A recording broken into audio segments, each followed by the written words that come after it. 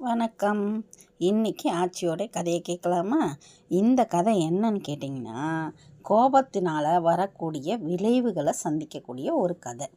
அதாவது பல வருஷத்துக்கு முன்னாடி, பல ஆயிரம் ஆண்டுக்கு முன்னாடினே வச்சுக்கோங்க, ஒரு காட்டில் சுதீவர்னு சொல்லி ஒரு முனிவர் இருந்தாராம். அவர் என்ன பண்ணார்னா, கடுந்தவம் செஞ்சுட்டு வந்தாராம். அப்போ அந்த பக்கமாக 2 காட்டுவாசிகள் வந்தாங்க. அதில் ஒருத்தனுக்கு என்ன ஆயிடுச்சுன்னா, திடீர்னு மயக்கம் வந்து கீழே விழுந்துட்டான். விழுந்ததுமே அவனுக்கு இன்னொருத்தனுக்கு என்ன செய்கிறதுனே தெரியல, திகச்சு போயிட்டான். உடனே மற்றொருத்தன் என்ன பண்ணான்னா, அங்கேருந்த அந்த முனிவரை தவம் பண்ணிட்டு இருந்தார் இல்லையா, அவரை போய் எழுப்பி, ஐயா ஐயா என் ஃப்ரெண்டு இந்த மாதிரி மயக்கப்பட்டு கீழே விழுந்துட்டான், அவனுக்கு நீங்கள் தான் உதவி செய்யணும் அப்படின்னு சொல்லி அவரை கூட வந்தவர் இந்த மாதிரி மயக்கமாயிட்டாருன்னு சொல்லி அவர்கிட்ட சொல்கிறாரு. ஆனால் அவர் எதையுமே காதில் வாங்கலை. தன்னோட தவத்தை கலைச்சிட்டாரே இந்த காட்டுவாசி அப்படின்னு சொல்லி அந்த முனிவருக்கு என்ன ஆயிடுச்சு, கோபம் அதிகமாகி உடனே என்ன பண்ணிட்டாரு, அவனை சாம்பலா போயிடு அப்படின்னு சொல்லி சபிச்சிட்டாரு. அவ்வளோதான், அந்த கடமை அந்த காட்டுவாசி எரிஞ்சு சாம்பலாயிட்டான். இப்போது மயக்கமாக கடந்தான் பார்த்தீங்களா, அவனே கொஞ்சம் நேரம் பொறுத்து தெளிஞ்சு எழுந்து பார்க்குறான், தன் கூட வந்தவன் இந்த மாதிரி ஆயிடுச்சே அப்படின்னு சொல்லி கத்தி அழறான். கத்தி அழவுமே அதுக்குள்ளே அந்த முனிவருக்கு வந்து கோபம் தணிஞ்சிருது. உடனே அவன் சொல்கிறான், ஐயா இந்த சாபத்தை எப்படியாவது நீக்குங்க அப்படின்றான். எனக்கு சாபம் கொடுக்க தான் தெரியுமே தவிர அதை மீட்க தெரியாது. அதனால் நான் என்ன செய்கிறேன்னா, என்னோடய குரு சுசாந்திரன் அப்படின்னு சொல்லியிருக்காரு, சுசாந்திரிடம் போயிட்டு நான் அதை கற்றுக்கிட்டு வரேன். அது வரைக்கும் நீ என்ன செய்ய, உன் நண்பனுடைய சாம்பலை பத்திரமா பாதுகாத்துட்டு வா அப்படின்னு சொல்லி இவர் தன்னோட குருவை தேடி போயிடுறாரு இந்த சுதீவர். சரிங்களா? அது மாதிரி இவர் என்ன செய்கிறாரு, போய் குருக்கிட்ட அங்கே நடந்ததை சொல்கிறாரு விளக்கி. அப்போ சுசாந்தர் சொல்கிறாரு, மனிதனோட முதல் விரோதியே எது தெரியுமா? கோபந்தான். நீ கொடுத்த சாபத்தினால தான் உன்னோட தவ வலிமை என்ன ஆயிடுச்சு, குறைய ஆரம்பிச்சிடுச்சு. உன்னோட தவ வலிமையை முழுதும் நீ தியாகம் செஞ்சினா உன் சாபத்தை நீ திரும்ப பெற்றுக்கலாம் அப்படின்னு சொல்லி சொல்கிறாரு. இவர் நான் என்னோட இதை எல்லாத்தையும் மொத்தமாலாம் தியாகம் செய்ய முடியாது, என் தவ வலிமை எல்லாத்தையெல்லாம் என்னால் தியாகம்லாம் செய்ய முடியாது அப்படின்னு சொல்கிறாரு. அப்போது எனக்கு வேறு ஏதாவது வழி சொல்லுங்கள் நீங்கள் அப்படின்னு சொல்லி அதுக்கு இணங்காமல் இந்த மாதிரி சொல்லிடுறாரு. இன்னும் எனக்கு வேறு யோசனை சொல்லுங்கள் அப்படின்னுமே. அப்போ சுதீவா, விஷ்ணுபுரம்னு ஒரு ஊர் இருக்குது, அங்கே மாதவன் ஒரு புண்ணியாத்மா இருக்கான். அவன் வந்து இல்லறத்தில் இருக்கிறவன் தான். அவங்கிட்ட போய் அவங்கிட்ட இருக்கிற புண்ணியத்தில் ஒரு பகுதியை தானமாக வாங்கிட்டு வா, அதை வச்சு உன் காட்டுவாசியை உயிர்ப்பிக்கலாம் அப்படின்னு சொல்கிறாரு. உடனே சுதீவரும் என்ன செய்கிறாரு, அந்த மாதவனை தேடிக்கிட்டு போகிறார். அப்படி போகும்போது வழியில் என்னென்னா, ஒரு அழகான இளம்பெண் வரா. அவளை பார்த்ததுமே இவர் அழகில் கிறங்கி போய்ட்றாரு. அவளையே உத்து பார்க்குறாரு. அதனால அந்த பொண்ணு கோபமாயிட்டு, நீங்கள் முனிவராக தானே போனீங்க, நீங்கள் என்னை இப்படி உத்து பார்க்கலாமா, இது உங்களுக்கே வெக்கமா இல்லையா அப்படின்னு சொல்லி கேட்ட அடுத்த நிமிஷமே இந்த சுதீவருக்கு செம்ம கோபம் வந்துருச்சு. ஏன் பெண்ணே, உன் அழகுனால தானே உனக்கு இவ்வளோ கௌரவம், நீ என்ன பண்ணிடு, அழகில்லாத அவலட்சணமான பெண்ணாக மாறிடு அப்படின்னு சொல்லி அந்த பொண்ணையும் சபிச்சிடுறாரு. அந்த பொண்ணு அந்த மாதிரியே மாறிடுச்சு. அதுக்கப்புறம் சுதீவர் என்ன பண்ணுறாருன்னா, விஷ்ணுபுரத்தை நோக்கி வந்துடுறார். விஷ்ணுபுரத்துக்கு வந்துடுறாரு. அங்கே வழியில் ஒரு இளைஞர் அவங்கிட்ட கேட்குறாரு, மாதவனோட வீட்டுக்கு வழி தெரியுமா அப்படின்னு கேட்குறாரு. அப்போ அவன் கேட்குறான், ஏன் மாதவனோட வீட்டில் மிக அழகான பொண்ணு ஒன்று இருக்குது, அதுக்காக வழி கேட்குறியா அப்படின்னு கேட்குறாரு. உன்னை போல முனிவருக்கெல்லாம் இது தேவையா அப்படின்னு சொல்லி அவன் கொஞ்சம் திமிராக கேட்குறான். உடனே அவர் என்ன பண்ணிடுறாரு, நீ ஊமையாக போயிடு அப்படின்னு சொல்லி அவனையும் அந்த இளைஞனையும் வந்துட்டு சுதீவர் சபிச்சிடுறாரு. ஒரு வாரம் இவராக எப்படியோ தேடி கண்டுபிடிச்சி மாதவன் வீட்டுக்கு வந்துடுறாரு.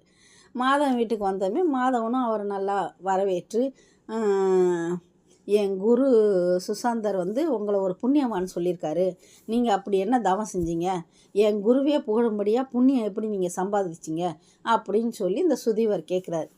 உடனே அவர் என்ன சொல்கிறாருன்னா, நான் காலையில் எழுந்து எல்லா நித்திய கடன் எல்லாத்தையும் முடிச்சுட்டு வீட்டு வேலையிலையும் வெளி வேலையிலையும் பங்கேற்கிறேன், எல்லாருக்கும் என்னால் முடிஞ்ச உதவிகளை நான் செய்கிறேன். கோபம், பொறாமை, ஆசை இது எதுவுமே என் மனசில் இருக்காது. அது எல்லாத்தையும் நான் விட்டு ஒழிச்சிட்டு என்னோடய வாக்காலையும் என்னோட உடலினாலும் பலருக்கு நன்மை புரிகிறேன் அப்படின்னு சொல்லி இந்த மாதவன் சொன்னான். அப்போ இந்த பூஜை, புனஸ்காரம், தவம் இது எதுவுமே வேணான்னு சொல்கிறியா அப்படின்னு சொல்லி இவர் கேட்குறாராம். அப்படியெல்லாம் நான் சொல்லலைங்க ஐயா. எனக்கு நீங்கள் கடவுளை தியானம் செய்வது கிடையாதா அப்படின்னு கேட்குறாரு திரும்பியும் சுதிவர். கடவுள் என்னிலும் இருக்கிறாரு, மற்றவர்களிடத்திலும் இருக்கிறாரு, சகல உயிர்கள் இடத்துலையுமே அவர் இருக்கிறாரு. அப்போ அவரை நான் எதுக்காக தனியாக பூஜையோ தியானமோ ஏன் செய்யணும்? மற்றவர்களுக்கு உதவி செஞ்சாலே அது கடவுளுக்கு செய்யப்படும் பூஜை, தியானம், தவம் அனைத்தும் ஆகும் இல்லையா அப்படின்னு சொல்லி இந்த மாதவன் சுதீவருக்கு விளக்குறாரு. உடனே இந்த சுதீவருக்கு என்ன தோணிடுச்சு, இந்த மாதவன் தன்னை ஏளனம் செய்கிறான்னு நினச்சி உடனே நீ அப்போ நான் செய்கிற தவம் எல்லாம் வீணுன்னு சொல்லி என்ன நீ நீ வந்து கேவலப்படுத்துகிற அப்படின்னு சொல்லி கோபம் வந்துருச்சு சுதீவருக்கு. உடனே சுவாமி, நான் உங்களை பற்றியோ உங்கள் தவத்தை பற்றியோ குறையே சொல்லலை, நான் என்னுடைய கருத்தை தான் சொன்னேன் அப்படின்னு சொல்லி மாதவன் பணிவோடு சொல்கிறாரு. உடனே இவருக்கு தான் கோபம் அதிகமாகிடுச்சே. கோபத்தோடு எழுந்து என்ன செய்கிறாரு, உன்னை போன்ற நாஸ்திகனை நான் மன்னிக்கவே மாட்டேன், இந்த நிமிஷத்துல இருந்து நீ கண் பார்வையை எழுந்து நடக்கவே முடியாமல் படுக்கையில் விழுந்துரு அப்படின்னு சொல்லி சாபமிடுறாரு. ஆனால் அந்த சாபம் மாதவனை ஒன்றுமே பண்ணலை. மாதவன் என்ன பண்ணுறான், பணியோட சுவாமி சாந்தமடைங்க, உங்களை போன்ற மகன்லாம் கோபம் அடைஞ்சி நான் பேசுனது தவறாக இருந்தாலும் என்னை மன்னிச்சிடுங்க அப்படின்றாங்க. உடனே இவர் அப்படியே யோசிச்சுனே, மாதவா என் சாபம் ஏன் உனக்கு பலிக்கலை, நீ என்ன மகாத்மாவா அப்படின்னு கேட்குறாரு சுதீவர். உடனே சுவாமி அப்படிலாம் இல்லை, காட்டுவாசி, அழகான இளம்பெண், வழியில் கண்ட இளைஞன், இவங்க எல்லாருக்கும் நீங்கள் சாபம் கொடுத்து உங்களோட தவ வலிமையை நஷ்டமாக்கிட்டீங்க. இப்போ நான் மட்டும் இல்லை, இனி நீங்கள் யாருக்கு சாபம் கொடுத்தாலும் அது பலிக்காது. போகட்டும், நீங்கள் என்கிட்ட என்ன வரம் கேட்டு வந்தீங்க, என்னிடம் பெற வந்த புண்ணியத்தில் ஒரு பகுதியை உங்களுக்கு இப்போது நான் தரேன் அப்படின்னு சொல்கிறான். அந்த புண்ணியத்தினால நீங்கள் சாபமிட்டவர்கள் எல்லாருக்கும் இந்த கணத்துலேருந்து சாபம் நீங்கிடும் அப்படின்னு இவன் சொல்கிறான். உங்கள் தவ வலிமையை இந்த வினாடியிலிருந்து நீங்கள் மீண்டும் பெற்றுவீங்க. நீங்கள் விரும்பினால் இப்போது எனக்கு சாபம் கொடுக்கலாம், அது பலிக்கும் அப்படின்னு சொல்கிறாரு. தனது இந்த செய்கையினால் அவமானம் அடைந்த சுதீவர் மாதவனுக்கு நன்றி கூறிட்டு மௌனமாக தன் குருவை தேடி போகிறாரு. வர்ற வழியில் தான் சாபமிட்டவர்கள் மறுபடியும் தன் நிலைக்கு மாறி இருப்பதையும் பார்க்குறாரு. தனது குரு சுசானந்தரிடம் வந்து நடந்தவற்றை கூறி அதற்கு விளக்கம் கேட்குறாரு. அப்போ அவர் சொல்கிறாரு, தவத்தினால பல சக்திகளை அடையலாம், ஆனால் தன் கடமையை சிறப்பாக செய்பவனுக்கு மட்டும்தான் எல்லாமே கிடைக்கும். பிறருக்கு உதவி செய்வதை லட்சியமாக கொண்டவனும் ஒரு மனிதன்தான். அவன் ஒரு தவ யோகியை விட அதிக புண்ணியம் செய்தவன் ஆயிடுறான் அப்படின்னு சொல்கிறாரு. அப்போ குருவே, இப்போது மாதவன் தான் செய்த புண்ணியத்தை தானம் செய்து விட்டான், ஆகையால் அவனுடைய சக்தியும் குறைஞ்சி விடும் அல்ல அப்படின்னு கேட்குறாரு சுதீவர். அவருக்கு ஒரு சந்தேகம் வந்துருச்சு பாருங்க. அப்படின்னு கேட்டதுமே அவர் சொல்கிறார், அவர் மற்றவர்களுக்காக தன் புண்ணியத்தையே தானம் செய்தால் அதுவே என்ன ஆயிடுது, பெரிய புண்ணியம். அப்போ மாதவனோட சக்தி குறையவே இல்லை, முன்னை விட இப்போது என்ன ஆயிடுச்சு, அதிகமாயிடுச்சு அப்படின்னு சொன்னாராம். முன்னை விட குருவே, முன்னை விட என் தவ வலிமையையும் அதிகமாக்குவேன், நான் மீண்டும் காட்டுக்கு தவம் புரிய செல்கிறேன் அப்படின்னு சொல்கிறாரு.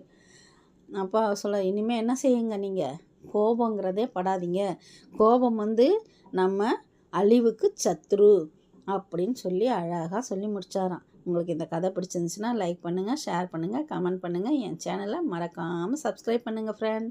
தேங்க்யூ.